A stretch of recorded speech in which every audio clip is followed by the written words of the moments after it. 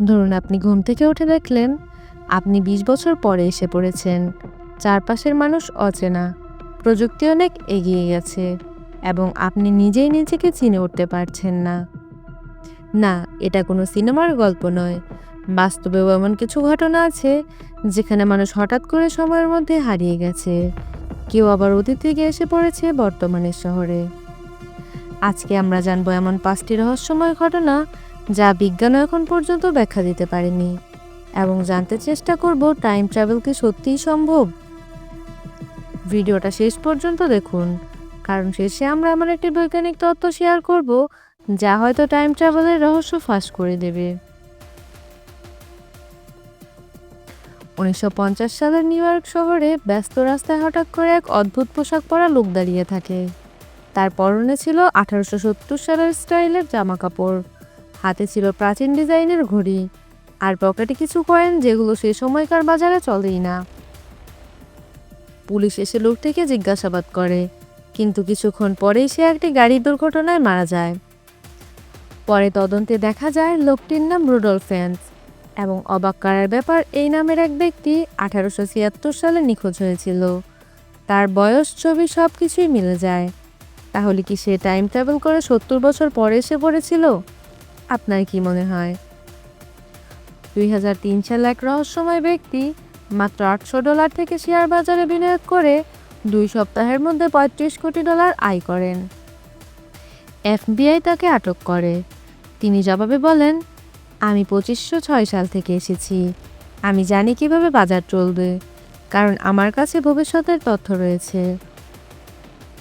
ভয়ঙ্কর ব্যাপার হলো, তার কোনো জন্ম সনদ, অতীত ইতিহাস, পরিচয় পাওয়া যায়নি। আর জামিনে ছাড়া পাওয়ার কিছুদিন পর সে চিরতরে নিখোঁজ হয়ে যায়।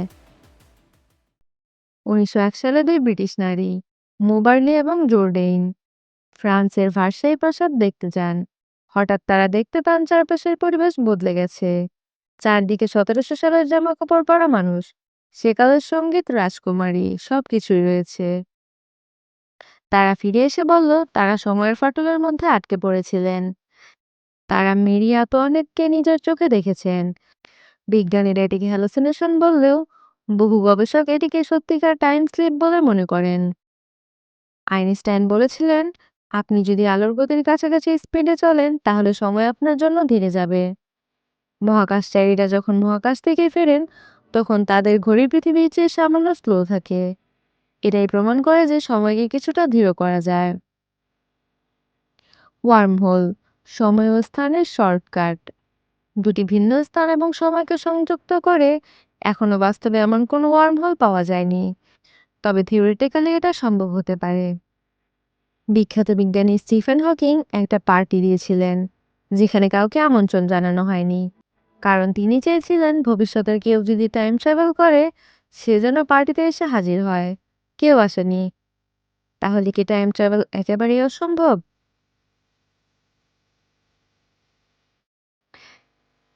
এখন আমরা চলে এসেছি ভিডিওর সবচেয়ে গুরুত্বপূর্ণ অংশ, টাইম ট্রাভেলের ভয়ঙ্কর থিওরি ও বিপদ সম্পর্কে।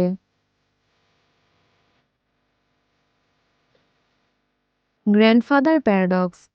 আপনি যদি অতীতে গিয়ে নিজের দাদাকে মেরে ফেলেন তাহলে আপনি জন্মালেন কিভাবে? এই প্যারাডক্স বিজ্ঞানীদের দারুণ বিভ্রান্ত করে। Butterfly effect. অতীতে ছোট একটি পরিবর্তন ভবিষ্যতের অনেক বড় কিছুর কারণ হতে পারে।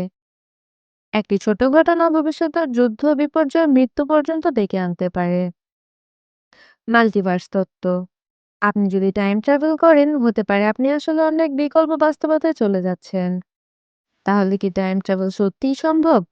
বিজ্ঞান এখনো নিশ্চিতভাবে টাইম ট্রাভেলকে সম্ভব বলে ঘোষণা দেয়নি, তবে সময়, মহাকর্ষ ও কোয়ান্টাম ফিজিক্স নিয়ে গবেষণা দিন দিন এগিয়ে যাচ্ছে। আপনার কি মনে হয়, টাইম ট্রাভেল কি সত্যিই সম্ভব?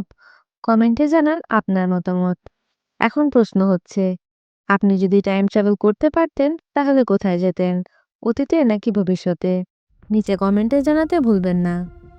যদি ভিডিও ভালো লেগে থাকে তাহলে একটা লাইক দিন, বন্ধুদের সঙ্গে শেয়ার করুন, আর সাবস্ক্রাইব করতে ভুলবেন না, কারণ বাংলা ফ্যাক্টোপিডিয়াতে আমরা এমন রহস্য ভরা কন্টেন্ট নিয়ে আসি প্রতি মঙ্গলবার, শুক্রবার আর রবিবার। আবার দেখা হবে নতুন কোনো রহস্য নিয়ে। ততক্ষণ পর্যন্ত ভালো থাকুন, সুস্থ থাকুন। আর সময়ের দিকে খেয়াল রাখুন। কে জানে, হয়তো আপনি টাইম ট্রাভেল করেই ফেললেন।